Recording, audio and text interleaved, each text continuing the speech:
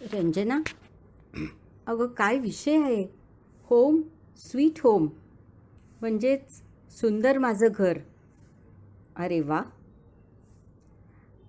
नवऱ्याच्या आर्मीतल्या नोकरीमुळे एवढी घरं झाली, म्हणजे जवळजवळ 19-20 तर झालीच असतील. कधीकधी तर एका पोस्टिंगमध्ये 4-4 घरं पण बदलली.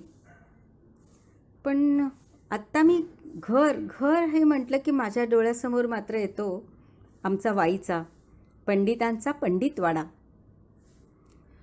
38 वर्षापूर्वी ह्या वाड्यात नवी नवरी म्हणून मी पाऊल टाकलं. आणि त्यानंतर अनेक आठवणी, अनेक अनुभव.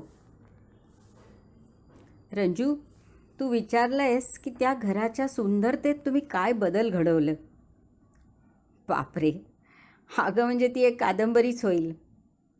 गुजरातमधनं माझे सासरे वाईला आले.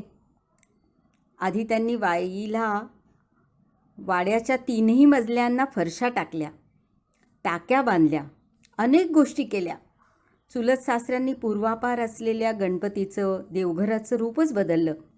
सासूबाईंनी नंदांनी बाग फुलवली. पेशवेकालीन वाड्याचं रूप बदलायला हळूहळू सुरुवात झाली. सासरे गेल्यावर मात्र जवळजवळ 10 वर्ष वाडा बंद होता. सासूबाई शेवटची 2 वर्ष तिथे होत्या, पण त्यांना 3ऱ्या मजल्यापर्यंत जाणं खूप अवघड जायचं त्या काळामध्ये. 92 साली आम्ही रिटायर्ड होऊन आलो.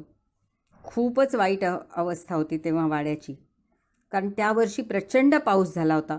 भिंतीतून जणू कारंजीच उडत होती, एवढी ओल आली होती. काही ठिकाणी तर जमिनीतून पाणी बाहेर येत होतं. खरं सांगू, आर्मीनी एवढं पॅम्पर केलं होतं मला. सुंदर सुंदर ब्रिटिशकालीन बंगले काय, मोठी मोठी घरं काय. त्यामुळे मी वाईला राहायला खूपच नाराज होते. पण नवरा म्हणजे पक्का फौजी. तो म्हणाला, मी इथेच राहणार आहे, तुला जिथे राहायचं असेल तिथे राहा, मधूनमधून तू येत जा, नाही तर मी येत जाईन. माझं मन काही त्याला तयार झालं नाही आणि मी तिथेच राहायचं ठरवलं.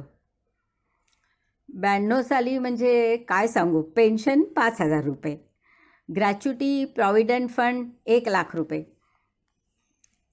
आणखीन त्यामुळे त्यातून मुलं पुण्यात, इंजिनिअरिंग, मुलीचं BSc. त्यामुळे या घरावर पैसे घालणं केवळ अशक्य होतं त्या काळात.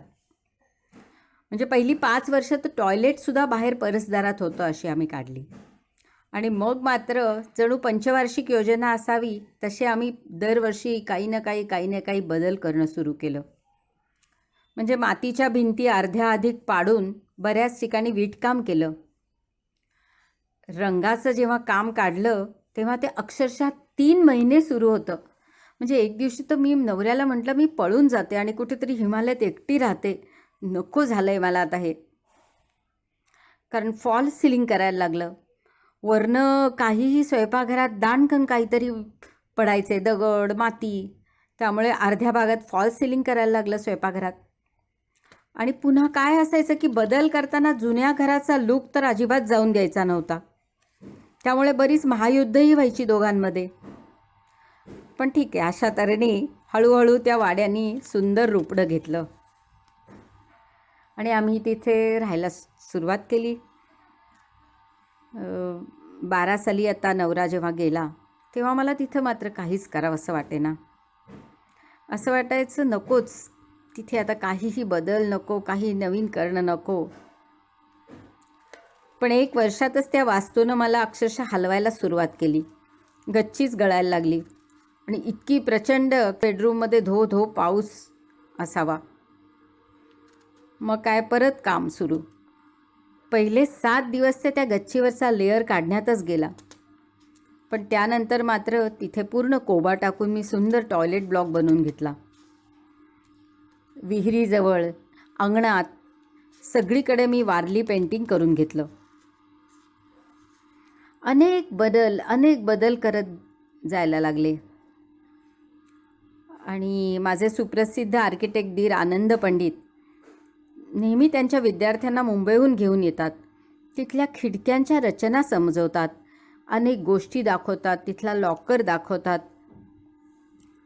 इथे या घरात माझे आजे सासरे, सख्खे सासरे, चुलत सासरे, सासूबाई, नणंद, नवरा यांनी संपूर्ण वाईला इंग्लिश शिकवलं.